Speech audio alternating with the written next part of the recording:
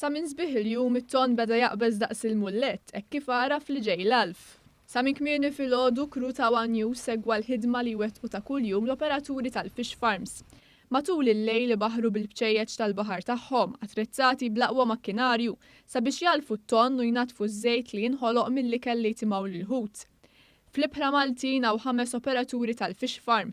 Żewġ fish farms jinsabu lejn in-naħa ta' fuq ta' Malta u 3 oħra jinsabu lejn in-nofsinhar. Kull gaġġa għandha aktar minn 1000 ton. L-ewwel fish farm li żorna kien dak ta' Ċalza Zoppardi li jinsab 5 kilometri l barra mill-kosta ta' Buġibba. Waqt li waddab il-ħut ifriżat lit-ton, is-sura Zoppardi spjega l-ħidma li għamlu l-kollegi tiegħu fejn iniżlu boros mimlija ħut ifriżat sabiex jalfu t-ton.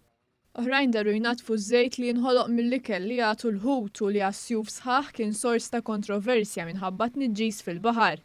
Madana kollu ħafna miż-żejt qed jinġabar mill-baħar u saħansitra trasportat u qed jinżamm permezz ta' booms li ġew installati madwar il-gaġġeġġ.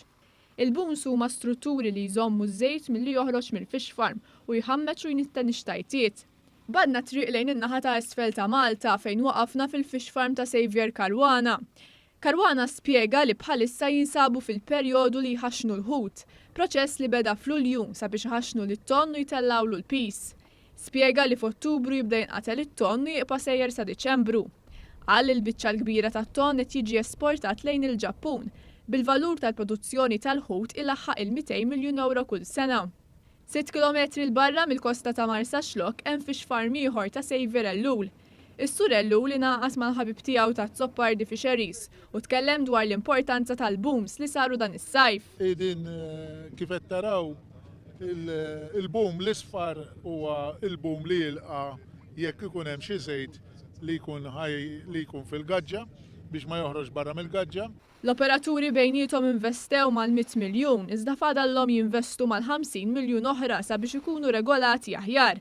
Is-sur Ellul spjega l-problemi li jiffaċċjaw sabiex irabbu t-ton fil-gaġġeġġ. Waħda mill-ikbar sfidi li llum qed taraw li aħna ma nħallux iż-żejt joħroġ mill-gaġġa.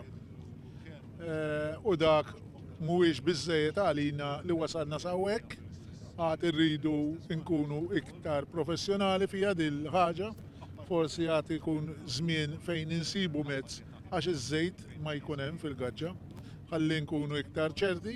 4 minn 5 operaturi tal-fish farms huma rappreżentati mill-Federazzjoni Maltija tal-Agwakultura. Il-kap eżekuttiv tal-Federazzjoni Charlon Guder qal l-operaturi tal-fish farms qed jagħmlu l-investiment meħtieġ sabiex jassiguraw baħar nadif. Filwaqt li spjega kif huma sodisfatti bil-ftehim li qegħdin jilħqu mal-Gvern. Il-ftehim kien first fejn tidħol l-industrija tagħna huwa ftehim ta' autoregolamentazzjoni. Fl-opinjoni tiegħi bagħat messaġġ b'saħħtu fil-konfront anke ta' industriji oħrajn li kemm huwa importanti illi l-industrija tkompli tikber, kull tip ta' industrija tkompli tikber, imma kemm jista' jkun bl-inqas inkonvenjent possibbli. Dr. Guder qal li l-Federazzjoni qed tieħu passi fuq kull ilment li jasal dwar il-ħmieġ fil-baħar. Li mhux neċessarjament kull inkonvenjent li tiltaqa' miegħu huwa inkonvenjent bħala riżultat dirett tal-fish farms.